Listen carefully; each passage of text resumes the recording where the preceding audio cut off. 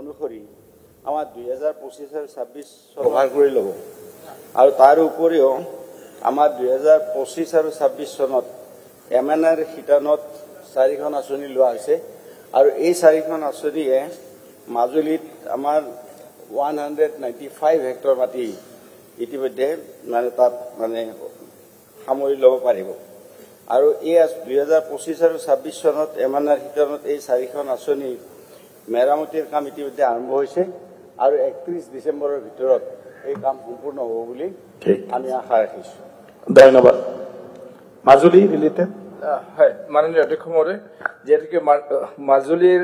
পাৰ্শ্বৱৰ্তী আমাৰ ঢকুৱাখানা একেলগে পাৰ্শ্বৱৰ্তী হয় স্পেচিফিক কুৱেশ্যন কিবা যদি আছে ছাৰ, যিহেতুকে ছাৰ জানে যোৱা বছৰ উজনি অসমৰ প্ৰায় অঞ্চলতে পানীৰ খৰাঙৰ বাবে কৃষি খণ্ডত যথেষ্টখিনি খেতিয়কৰ মানে দুৰ্যোগ ভুগিবলগীয়া হৈছে আৰু এইবাৰ জলবায়ু পৰিৱৰ্তনেও মানুহৰ যিসকল কৃষক ৰাইজৰ বাবে এটা ভয়ংকৰ এটা সময় আনিছে। যিহেতুকে মাজুলী আৰু ঢকুৱাখানা একেলগে লাগি আছে আৰু ঢকুৱাখানাৰ মাজেদি খেৰকটা জানটো আছে, মাজত আমাৰ বিভাগীয় মন্ত্ৰী ডাঙৰীয়াই আমাক সুধিছিলে যে সজীৱ হৈ থকা 12 মাহে যাতে পানী থকা নদীসমূহ, এনেধৰণৰ নদীও তাত যথেষ্টখিনি আছে, কহা চামপৰা চাৰিকৰীয়া খেৰকটা গোটেই 12 মাহ ধৰি পিনি তাত সম্পূৰ্ণ পানী থাকে। গতিকে আমি জলসিঞ্চন ব্যৱস্থাটো যদি মেজৰ ইৰিগেশ্যন প্ৰগ্ৰেম যদি তাত লোৱা হয়, তেতিয়া আমাৰ বিশেষকৈ মানে নদীপৰীয়া অঞ্চল যে ঢকুৱাখানা মাজুলী এই অঞ্চলসমূহৰ কৃষক ৰাইজৰ যথেষ্ট উপকৃত হ'ব আৰু আপোনাৰ জৰিয়তে আমি মাননীয় বিভাগীয় মন্ত্ৰী আমি আহ্বান জনাইছো যাতে সমগ্ৰ অঞ্চলৰ যিহেতুকে আমাৰ পৰিৱেশ পৰিৱৰ্তনৰ প্ৰতি লক্ষ্য ৰাখি যাতে কৃষকসকলক যাতে এটা উচিত পানী যোগানৰ ব্যৱস্থাটো কৰি দিবৰ বাবে